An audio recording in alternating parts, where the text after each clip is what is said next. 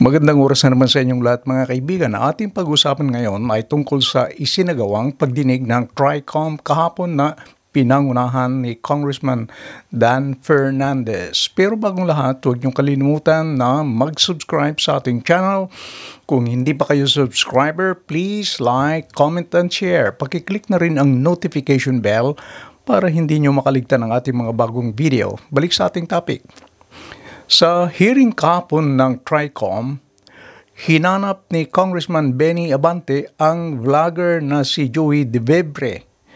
Sinabi ni Com Secretary na hindi dumalo sa hearing si Elizabeth Joey Cruz, also known as Joey De Vebre, pero nagpadala siya ng email na nagsasabing hindi siya makadalo. Kaya hinanap ni Congressman Abante dahil di umano'y siya ay minura ni Joey De Vebre sa kanyang post. Narito si Congressman Abante. Referring to AKA Joey De Vebre,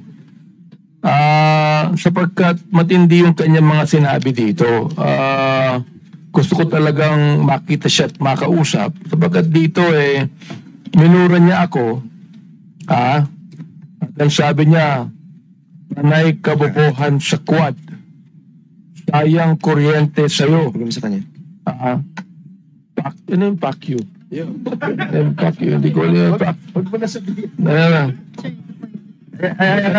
Congressman Abante. Katutuloy ko lang pumunta. Mr. Chairman, Congressman, don't be so personal. Let's be more comprehensive on this approach. Binabasa ko lang eh. Sige, go ahead. I'll give you Pangalawa, November 13, 2024, nagmura na naman siya. Hindi ko na babanggitin yung mura niya.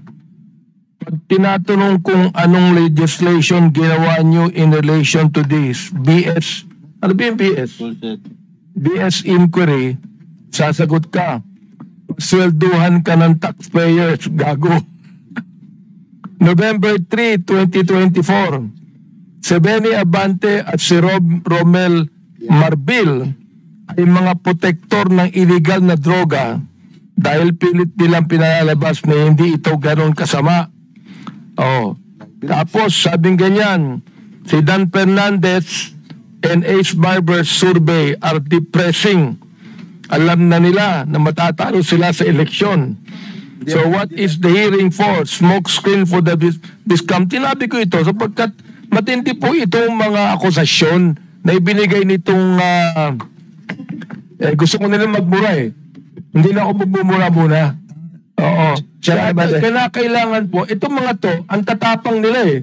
Ang tatapang sa pagmumura, nang wala tayong kalaban-laban. Ngayon, pag kaharap dito, hindi makaharap dito. Oo. Mga takot din pala yung mga yan eh. Please hold your fire, please. I'm Just on the process of administrative, ano pa lang muna tayo, Congressman Abante. We can tackle that on the interpellation. Mr. Chair, gusto ko lang pong bagitin tong kanya excuse letter. Nakalagay dito, after meaningful consultation with my lawyers, gumayad pa na abogado. I have decided to respectfully decline. Respectfully? Minumura tayo, respectfully? To share my knowledge on matters. Hindi knowledge ang kailangan natin. The lawyer, this is like... Ask the lawyers kung libelous yung ginawa niyo o slander. No, nakalagay, I would like to categorically state that I am neither paid by POGO operators. Hindi na pinag-uusapan. Pinag-uusapan natin yung mga sinabi niya. Tapos respectfully, Elizabeth Joey Cruz. Nakikinig po sa atin ngayon, nanonood ngayon.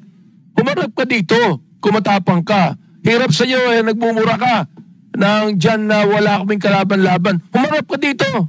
Dito.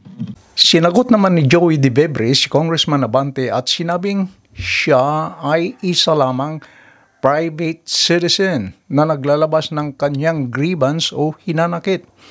Narito si Elizabeth Joey Cruz o mas kilalang Joey De Vebre. Ang problema ko kay Abante is his performance. His performance as a congressman. Is he representing the voice of his constituent?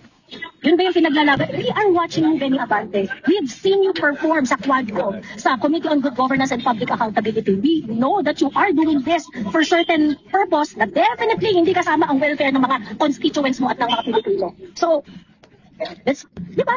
Ano sabihin ko sa'yo? And, you know, I am just a private citizen expressing my grievance. Yung frustration ko sa trabaho niyo dyan sa House of Representatives. What do you want us to say? Bravo? I mean, that's ridiculous. I mean, you cannot take my rights. Yun lang yung meron tayo eh. Tayo mga content creator, tayo mga vloggers, yun lang yung meron tayo eh. Boses! And you want to intimidate us, you want to silence us? Why? Gawain ng abusadong tao yan. Gawain ng abusadong taong nasa kapangyarihan. You're not gonna be there forever, Benny Abante. Si Joey De Vibre. Sino ang sa dalawa, si Congressman Abante o si Joey De Vibre, ang sa palagay ninyo ang mas tama? Please leave your comments. Maraming salamat sa inyong panonood. Hanggang sa muli, huwag niyong kalilimutan na mag-subscribe sa ating channel. Please like, comment, and share this video. Bye-bye!